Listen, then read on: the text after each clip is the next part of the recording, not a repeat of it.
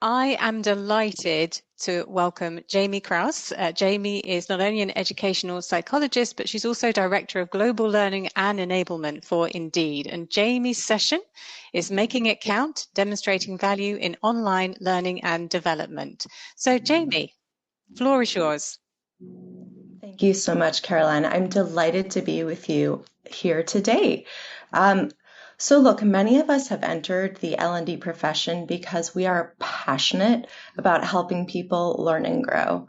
In our training, we may not have focused as much on business strategy as we have, or perhaps about instructional design best practices and delivering personalized solutions.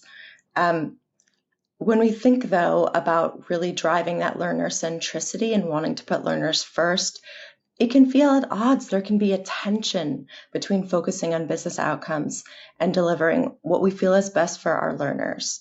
But today I'm here to highlight that this great paradox that we may perceive, when we think about it slightly differently, it's truly no paradox at all for L&D practitioners to be learner-centric and to advocate for what we believe learners need to be successful. We have to be acumen-obsessed and impact-driven.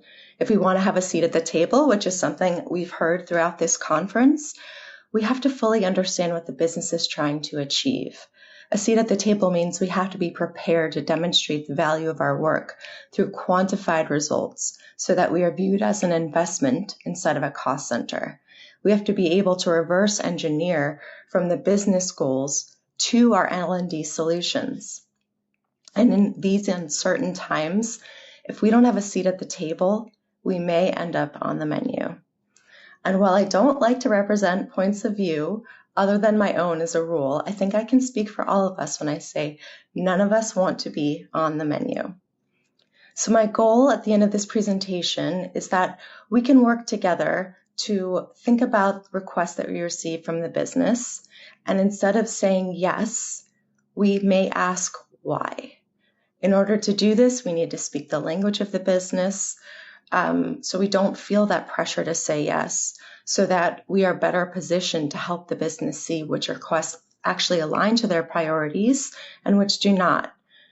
And if we can adopt that language of the business, we can speak in terms of what matters to our business partners, which is often the bottom line, and we'll be able to show which solutions may address the root cause that led to the request, and which solutions may not have the value that they're seeing.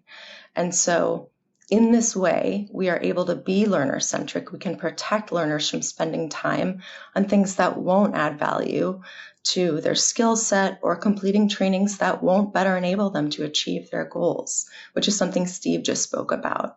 By being more business aligned, we are better positioned to respect the time of our learners. And my hope is that for those of us who identify distance between themselves and the knowledge of their company's business objectives and associated metrics, we can unlock the ability to become so adept at our knowledge of our company's strategy and related success metrics that we can guide the business through this earned credibility. And so, as Caroline mentioned, I join us from Indeed. Would love to hear in the chat how many of you have used Indeed to hire someone or find a job. At Indeed, we work really hard to manage a mission of simplicity and helping people get jobs. And while we do this through our matching and hiring online platform, we also help people grow. So job seekers and employers alike can find a variety of on-demand resources aimed at skill development within a current role or towards a new role. And Indeed sees joining this conversation at this conference as an extension of our mission and hope that we can identify meaningful ways to share our learnings about demonstrating impact at enablement professionals. Now, Caroline mentioned my role. So Indeed is a global company of about 12,000 people. And I'm in an organization that is aligned to the Global Revenue Organization. So our clients are our internal sales, client success professionals, and go-to-market functions. And for them, we enable their learning journeys across onboarding, continuing education, and skill development to prepare to take our talent acquisition solutions to market. Caroline also mentioned that I come to this work as an educational psychologist, and I've had the opportunity to work in academia, in the nonprofit sector, and now in the corporate space through professional services and HR tech. I have supported learning for college students, early career professionals, mid-level managers, and tenured leaders, from engineers to sales and all the way through. And truly, I love learning, thinking about learning, writing about learning. There's no better place than I'd rather be than with all of you today to talk about learning. And so, speaking of learning, here are some learning objectives. Though our time is brief, I hope we're able to find at least the trailheads of these learning objectives that may lead us all towards a greater ability to demonstrate our value. We're also, so we'll identify the value of aligning enablement initiatives to measure our business goals and priorities. We'll talk about the importance of measuring our impact beyond level 3. And hopefully you'll be able to take a peek at your own organization's enablement strategy and look for impact and alignment opportunities. And lastly, I'm going to highlight the ADDIE model, an expanded view that has really helped us at Indeed think differently about our enablement strategy. So throughout this event, you have heard the importance of L&D optimizing resources to do more with less, while simultaneously being challenged to show value. And if we're asking for that seat at the table, we should be quantifying our value along with the rest of the business, just as any other business unit at our organization. So in looking at this slide, though, you may notice one thing missing. Are there any guesses in the chat as to what that might be?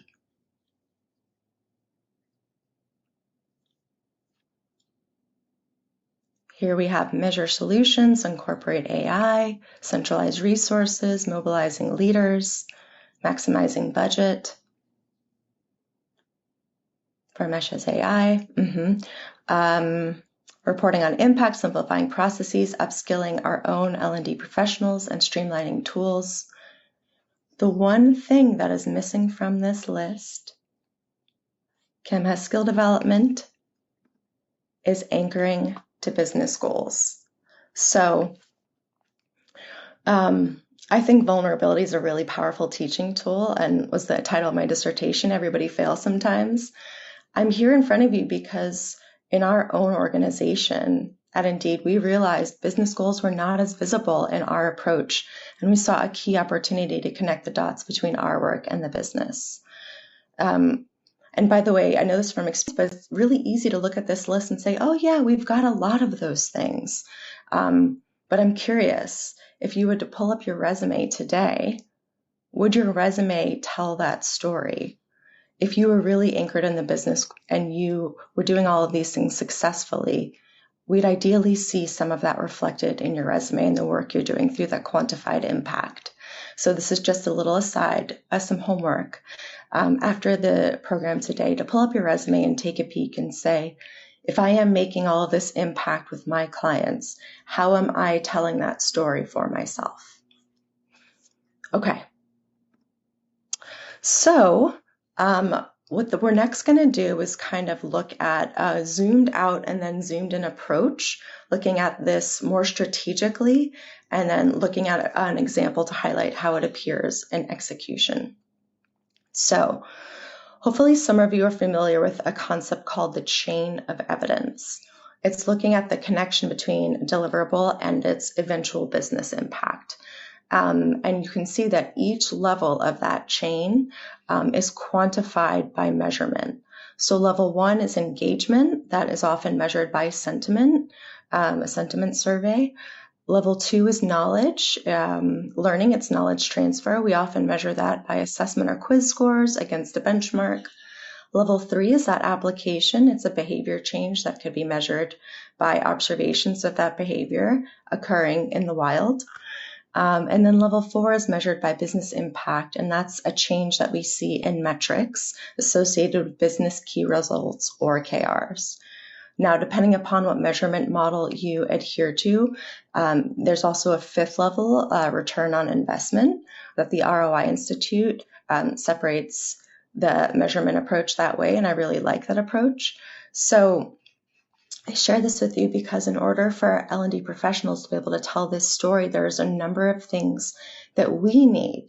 So those things are things like OKR, objective key result visibility, data access, confirmation of training impact through those metrics, accountability from our learners, and also investment from the business. I recognize that as we're here with our time today, there may be barriers along one or more of these areas. And this is a great opportunity to advocate for yourself and convey to your business partners the risk of not having access in whatever element may be missing from your strategy today. So now that we've established this overarching framework on looking at our enablement approach, let's take a peek at an example. So let's imagine we have an example, or we've received a request for time management training. So how many folks recently have received a similar request for time management training? Feel free to give a thumbs up or mention it in the chat. So let's say we have gone ahead and said, great, you want a time management training? We gotcha. We didn't do a ton of discovery on the request, and we went ahead and designed and delivered a learning solution. Now, on the other side of this solution, Ken's received a time management request recently. On the other side of the solution, we'll be able to report back to the business that learner sentiment. Did learners like the training, yes or no? And perhaps knowledge transfer. If we taught them a new time management framework, they could probably accurately say, great, I've digested that and I understand that. I can answer quiz questions correctly. But we might be held back from demonstrating that further impact in that application and business outcomes components. And the issue then is we haven't really taken the time to understand what value time management training is going to give back to the business.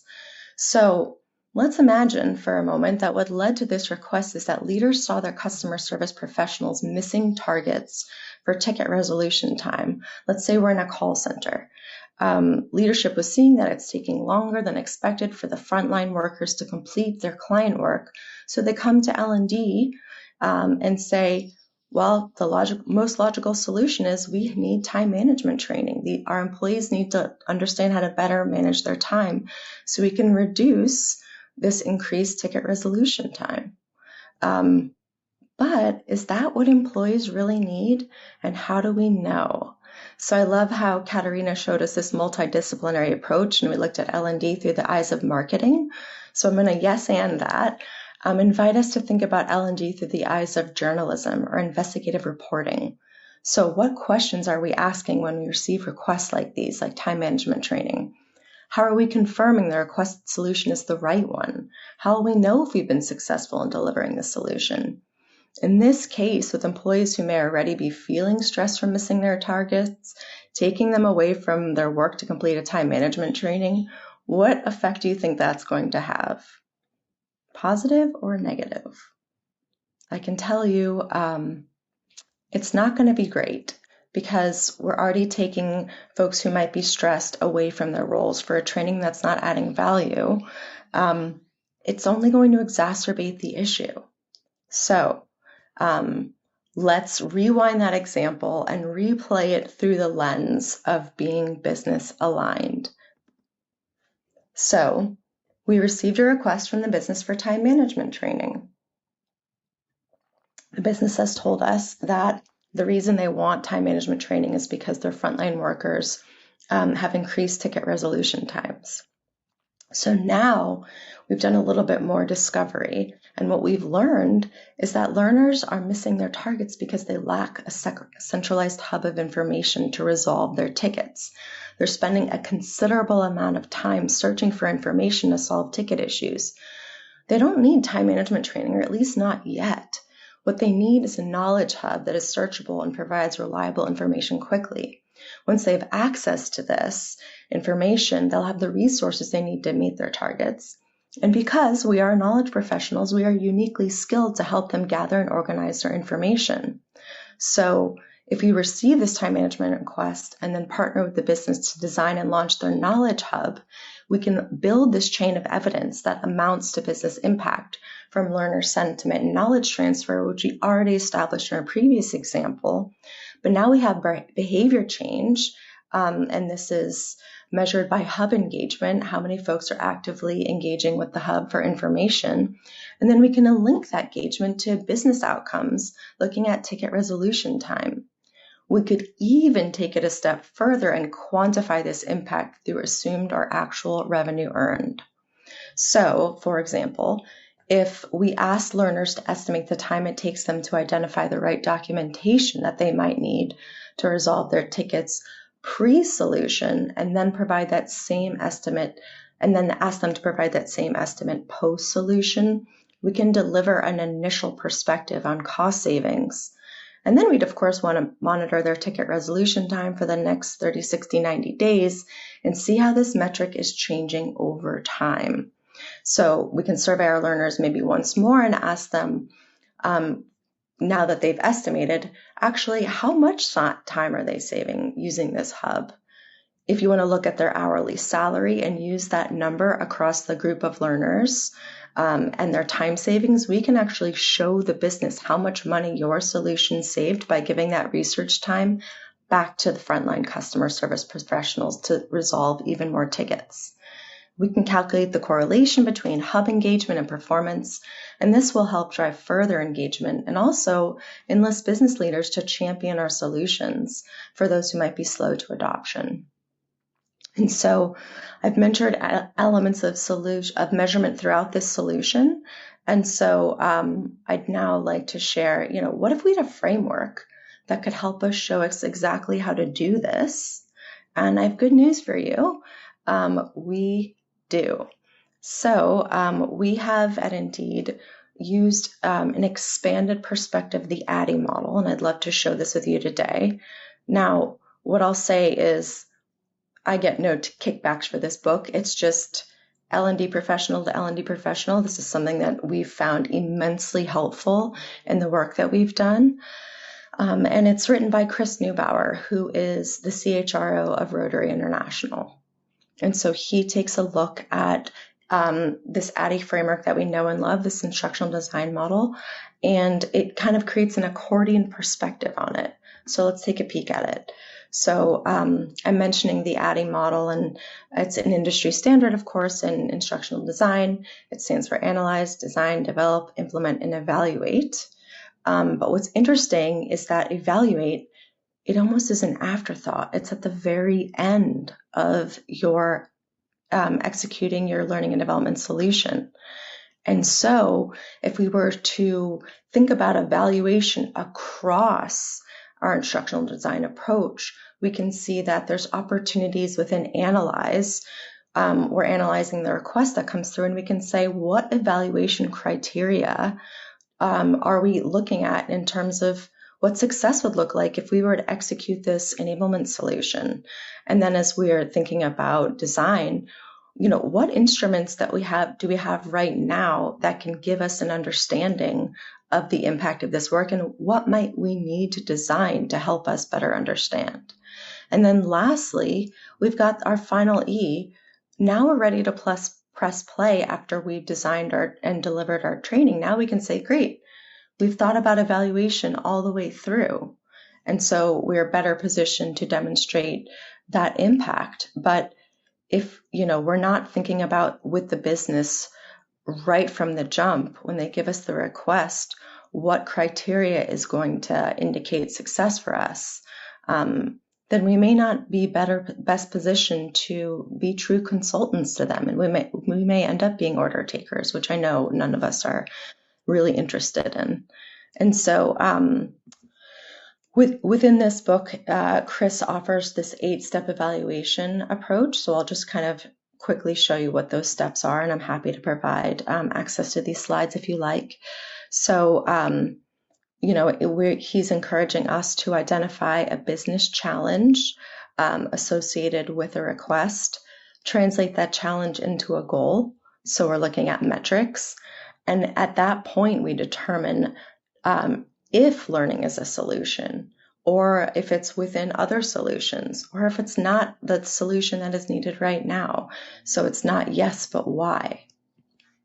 And then determining across your discovery what successful learning looks like across those levels that we mentioned.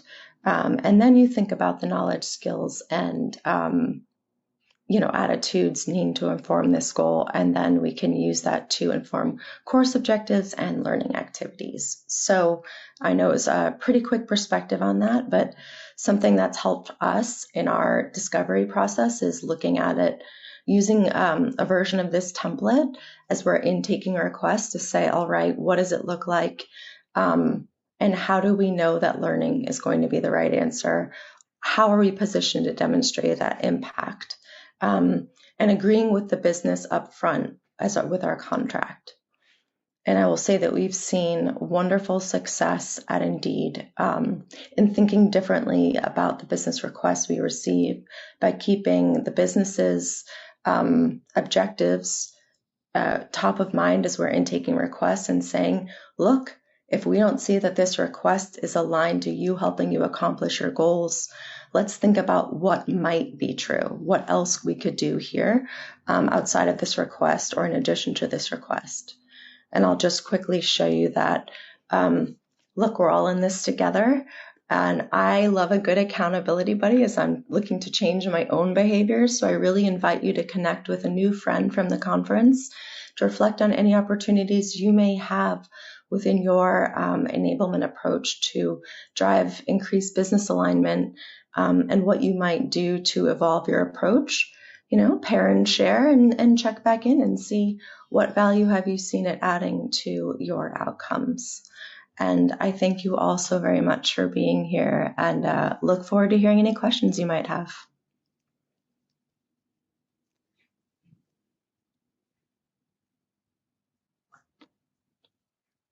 Jaimie, thank you so very much for a great discussion. We've got Cody actually in the chat who's posed a question immediately.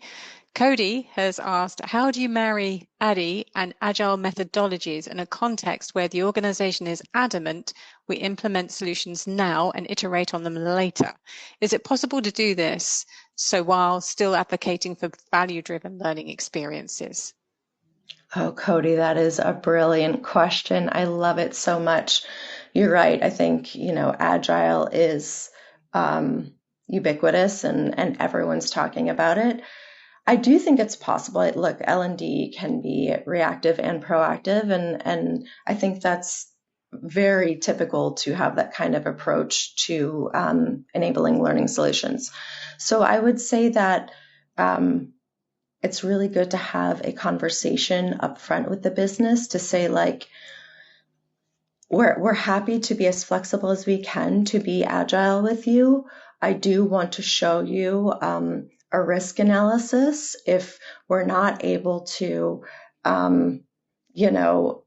really be thoughtful about the solution and do the full discovery as we'd want to see. There may be a risk associated with having to retrain our learners because we weren't able to be as confident about getting the request right in the first place. And so, look, here's the cost of taking your learners off the desk and training them, and then in the first place, and then the cost of retraining them. If you're willing to assume that risk, then we're able to do it your way. But if that risk gives you any pause, let's put our heads together and think about how we can achieve the need to execute, but also give us the information that we need up front to be successful. Jaimie, thank you. And you veer into return on investment there. And I know you had your chain of evidence and you've mentioned return on investment at the end. With sort of Cody's question in mind and the parameters that our colleagues are faced with regards to actually demonstrating impact, but potentially having to kind of react very quickly and almost like a self-perpetuating event starts to happen. What's your advice with regards to how to break out of that cycle? And what sort of return on investment sort of strategies would you suggest? Sure, it's a really good question, Caroline. If you're following the ROI Institute, which I think is a really helpful place to go for ROI methodology guidance, you know, we should really be evaluating ROI in about, 10% of our enablement solutions because the reality is if you are demonstrating ROI, it's something that you're evaluating in the rear view. It's only being able to look backwards and say whether or not something had true return on investment. Of course, it could inform future decisions, and so you want to be a bit thoughtful about that. But I think it's a little bit about what we had talked about in the example with the time management training. So if we are able to have learners provide confidence estimates of, what's led to the request in the first place, what challenges they may be having, and then provide confidence estimates after the training, we can do a modified ROI, if you like. And I think it's kind of comes back to the beginning that I think the more that we're able to demonstrate our value, quantify our value, the more we're able to then highlight the risk associated if we're not able to have access to the information we need and follow our processes. I think it's about earning credibility. I think it's about being able to like truly understand what the business needs to demonstrate, needs to understand how we're demonstrating our value. I think it becomes a conversation more than a negotiation, and I think that's what you're wanting. So, Yeah. yeah. Thank you, Jaimie. And we have a question from Kim. Kim is asking, as consultants to our business partners, are there any recommendations or watch outs you can advise on to talk about changing their process? Love this from an intake form and looking forward to reading the book. I know change management is ongoing, but you've done it so successfully. How did you do it? That's a great question, Kim. My best advice is to peel back the curtain. And so, you might think that the business is not interested in instructional design methodology, but actually, paradoxically, I do think there's a lot of insight to be gleaned, even if you think about like a go-to-market strategy from showing them that expanded ADDIE model and saying, we think deeply in the analysis phase about lining up our request and really understanding, doing a draft of that chain of evidence and understanding if this is going to drive impact or not. And I think the business is interested in the idea of let's not say yes, let's ask why. It helps us all be really thoughtful about the work we're doing. And I do think that's change management unto itself. If we can just encourage people to take a beat in what the value is, if we take this path and not that path, and how the path that we've taken that's more business aligned has led us towards being able to demonstrate the value. We found a lot of success in just bringing the business along with us in this journey and showing the differences between at the times when we haven't followed this approach and when we have. And I think the learners are appreciating that we're protecting their time, and businesses are appreciating that we're protecting the investment. Mhm. Jaimie, it's been such a pleasure to have you with us. Time goes so fast today, but thank you so much for a really thorough opportunity for us to reflect on everything that you've been speaking about and the approaches that you've been suggesting. We're looking forward to continuing to engage with you. Unfortunately, our time is up now, so we will have to log out of this discussion. And up next, we'll hear from McKinsey & Company on Next Gen Digital Learning. But a huge thank you, Jaimie, for all of your time today and of the great session we've just had. Thank you all so much. Thanks, Caroline.